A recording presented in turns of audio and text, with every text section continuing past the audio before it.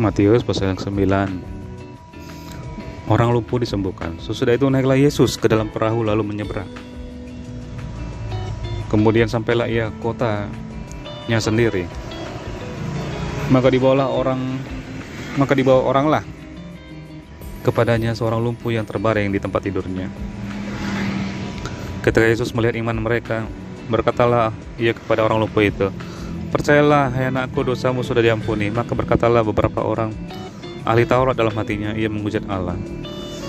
Tetapi Yesus mengetahui pikiran mereka lalu berkata, "Mengapa kamu memikirkan hal-hal yang jahat dalam hatimu? Manakah lebih mudah mengatakan dosamu sudah diampuni atau mengatakan bangunlah dan berjalanlah? Tetapi supaya kamu tahu bahwa di dunia ini anak manusia berkuasa mengampuni dosa." Lalu berkatalah ia kepada orang lumpuh itu, "Bangunlah, angkatlah tempat tidurmu dan pulanglah ke rumahmu." Dan orang itu pun bangun lalu pulang. Maka orang banyak yang melihat hal itu takut lalu memuliakan Allah yang telah memberikan kuasa sedemikian itu kepada manusia. Ayat 9, Matius, pemungut cukai, mengikuti Yesus. Setelah Yesus pergi dari situ, ia melihat orang yang bernama Matius duduk di rumah cukai, lalu ia berkata kepadanya, "Ikutlah aku." Maka berdirilah Matius lalu mengikut dia. Kemudian ketika Yesus makan di rumah Matius, datanglah banyak pemungut cukai dan orang berdosa dan makan bersama-sama dengan dia dan murid-muridnya. Pada waktu orang Farisi melihat hal itu, berkatalah mereka kepada murid-murid Yesus, "Mengapa gurumu makan bersama-sama dengan pungut cukai dan orang berdosa?" Yesus mendengarnya dan berkata, "Bukan orang sesat yang memerlukan tabib, tetapi orang sakit. Jadi pergilah dan pelajarilah arti firman ini, yang ku kehendaki ialah belas kasihan dan bukan persembahan. Karena aku datang bukan untuk memanggil orang benar, melainkan orang berdosa." Ayat 14, hal berpuasa. Kemudian datanglah murid-murid Yohanes kepada Yesus dan berkata, "Mengapa kami dan orang Farisi berpuasa tetapi murid-muridmu tidak?" Jawab Yesus kepada mereka, "Dapatkah sahabat-sahabat mempelai laki-laki berduka cita selama mempelai itu bersama mereka? Tetapi waktunya akan datang mempelai itu diambil dari mereka, dan pada waktu itulah mereka akan berpuasa. Tidak seorang pun menambalkan secarik kain yang belum susut pada baju yang tua, karena jika demikian kain penambal itu akan mencabik baju itu, lalu makin besarlah koyaknya. Begitu pula anggur yang baru tidak diisikan ke dalam kantong kulit yang tua, karena jika demikian kantong itu akan koyak sehingga anggur itu terbuang dan kantong itu pun hancur. Tetapi anggur yang baru disimpan orang dalam kantong yang baru pula, dan dengan demikian terpeliharalah kedua-duanya."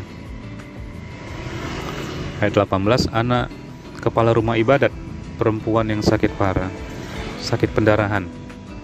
Sementara Yesus berbicara demikian kepada mereka, datanglah seorang kepala rumah ibadat lalu menyembah dia dan berkata, "Anakku perempuan baru saja meninggal, tetapi datanglah dan letakkanlah tanganmu atasnya, maka ia akan hidup." Lalu Yesus pun bangunlah dan mengikuti orang itu bersama-sama dengan murid-muridnya. Pada waktu itu seorang perempuan yang sudah 12 tahun lamanya menderita pendarahan maju mendekati Yesus dari belakang dan menjamah jumbai jubahnya, karena katanya dalam hatinya, "Asal ku jamah saja jubahnya, aku akan sembuh." Tetapi Yesus berpaling dan memandang dia serta berkata, "Teguhkanlah hatimu, hai anakku, imanmu telah menyelamatkan engkau." Maka sejak saat itu sembuhlah perempuan itu. Ketika Yesus tiba di rumah kepala rumah ibadat itu dan melihat peniup-peniup seruling dan orang banyak ribut, berkatalah ia, "Pergilah, karena anaknya tidak mati tetapi tidur." Tetapi mereka menertawakan dia. Setelah orang banyak itu diusir, Yesus masuk dan memegang tangan anak itu, lalu bangkitlah anak itu. Maka tersiarlah kabar tentang hal itu ke seluruh daerah itu. Ayat 27, Yesus menyembuhkan mata 2 orang buta. Ketika Yesus meneruskan perjalanannya dari sana, 2 orang buta mengikutinya, sambil berseru-seru dan berkata, "Kasihanilah kami, hai anak Daud." Setelah Yesus masuk ke dalam sebuah rumah, datanglah 2 orang buta itu kepadanya dan Yesus berkata kepada mereka, "Percayakah kamu bahwa aku dapat melakukannya?" Mereka menjawab, "Ya Tuhan, kami percaya." Lalu Yesus menjamah mata mereka sambil berkata, "Jadilah kepadamu menurut imanmu." Maka meleklah mata mereka dan Yesus pun dengan tegas berpesan kepada mereka, katanya, "Jagalah supaya jangan seorang pun mengetahui hal ini." Tapi mereka keluar dan memasyurkan dia ke seluruh daerah itu. Ayat 32, seorang bisu disembuhkan. Sedang kedua orang buta itu keluar, dibawalah kepada Yesus seorang bisu yang kerasukan setan. Dan setelah setan itu diusir, dapatlah orang bisu itu berkata-kata. Maka heranlah orang banyak, katanya, yang demikian belum pernah dilihat orang di Israel. Tetapi orang Farisi berkata, dengan kuasa penghulu setan ia mengusir setan. Ayat 35, belas kasihan Yesus terhadap orang banyak. Demikianlah Yesus berkeliling ke semua kota dan desa. Ia mengajar dalam rumah-rumah ibadat dan memberitakan Injil kerajaan surga serta melenyapkan segala penyakit dan kelemahan. Melihat orang banyak itu, tergeraklah hati Yesus oleh belas kasihan kepada mereka, karena mereka lelah dan terlantar seperti domba yang tidak bergembala. Maka katanya kepada murid-muridnya, tuaian memang banyak, tetapi pekerja sedikit. Karena itu mintalah kepada Tuhan yang mempunyai tuaian, supaya ia mengirimkan pekerja-pekerja untuk tuaian itu. Matius pasal 10. Yesus memanggil ke-12 rasul. Yesus memanggil ke-12 muridnya dan memberi kuasa kepada mereka untuk mengusir roh-roh jahat dan untuk melenyapkan segala penyakit dan segala kelemahan. Inilah nama ke-12 rasul itu. Pertama Simon yang disebut Petrus, Andreas saudaranya, dan Yakobus anak Zebedius dan Yohanes saudaranya, Filipus dan Bartolomeus, Thomas dan Matius pungut cukai, Yakobus anak Alfeus dan Tadeus, Simon orang Zelot, Yudas Iskariot yang mengkhianati dia. Ayat kelima, Yesus mengutus ke-12 rasul.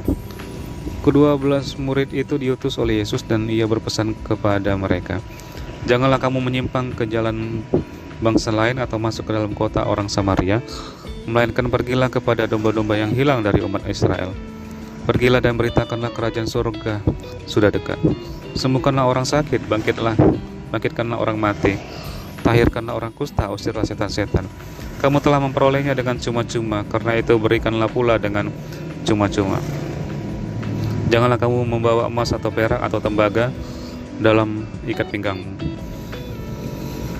Janganlah kamu membawa bekal dalam perjalanan. Janganlah kamu membawa baju 2 helai, kasut atau tongkat. Sebab seorang pekerja patut mendapat upahnya. Apabila kamu masuk kota atau desa, carilah di situ seorang yang layak dan tinggallah padanya sampai kamu berangkat. Apabila kamu masuk rumah orang, berilah salam kepada mereka. Jika mereka layak menerimanya, salammu itu turun ke atasnya. Jika tidak, salammu itu kembali kepadamu. Dan apabila seorang tidak menerima kamu dan tidak mendengar perkataanmu, keluarlah dan tinggalkanlah rumah atau kota itu dan kebaskanlah debunya dari kakimu. Aku berkata kepadamu, sesungguhnya pada hari penghakiman tanah Sodom dan Gomora akan lebih ringan tanggungannya daripada kota itu. Ayat 16, penganiayaan yang akan datang dan pengakuan akan Yesus. Lihat, aku mengutus kamu seperti domba ke tengah-tengah serigala, sebab itu hendaklah kamu cerdik seperti ular dan tulus seperti merpati. Tetapi waspadalah terhadap semua orang, karena ada yang akan menyerahkan kamu kepada majelis agama dan mereka akan menyesah kamu di rumah ibadatnya. Dan karena aku, kamu akan digiring ke muka penguasa-penguasa dan raja-raja sebagai suatu kesaksian bagi mereka dan bagi orang-orang yang tidak mengenal Allah. Dan apabila mereka menyerahkan kamu, janganlah kamu khawatir akan bagaimana dan akan apa yang harus kamu katakan, karena semuanya itu akan dikaruniakan kepadamu pada saat itu juga. Karena bukan kamu yang berkata-kata, melainkan Roh Bapamu, Dia yang akan berkata-kata di dalam kamu. Orang akan menyerahkan saudaranya untuk dibunuh, demikian juga seorang ayah akan anaknya, dan anak-anak akan memberontak terhadap orang tuanya dan akan membunuh mereka. Dan kamu akan dibenci semua orang oleh karena namaku, tetapi orang yang bertahan sampai pada kesudahannya akan selamat. Apabila mereka menganiaya kamu dalam kota yang satu, larilah ke kota yang lain, karena aku berkata kepadamu, sesungguhnya belum kamu selesai mengunjungi kota-kota Israel, Anak Manusia sudah datang. Seorang murid tidak lebih daripada gurunya, atau seorang hamba daripada tuannya. Cukuplah bagi seorang murid jika ia menjadi sama seperti gurunya, dan bagi seorang hamba jika ia menjadi sama seperti tuannya. Jika tuan rumah disebut Beelzebul, apalagi seisi rumahnya. Jadi janganlah kamu takut terhadap mereka, karena tidak ada sesuatu pun yang tertutup yang tidak akan dibuka, dan tidak ada sesuatu pun yang tersembunyi yang tidak akan diketahui. Apa yang kukatakan kepadamu dalam gelap, katakanlah itu dalam terang, dan apa yang dibisikkan ke telingamu, beritakanlah itu dari atas atap rumah. Dan janganlah kamu takut kepada mereka yang dapat membunuh tubuh, tetapi yang tidak berkuasa membunuh jiwa. Takutlah terutama kepada Dia yang berkuasa membinasakan baik jiwa maupun tubuh di dalam neraka. Bukankah burung pipit dijual 2 ekor seduit? Namun seekor pun daripadanya tidak akan jatuh ke bumi di luar kehendak Bapamu. Dan kamu, rambut kepalamu pun terhitung semuanya. Sebab itu janganlah kamu takut, karena kamu lebih berharga daripada banyak burung pipit.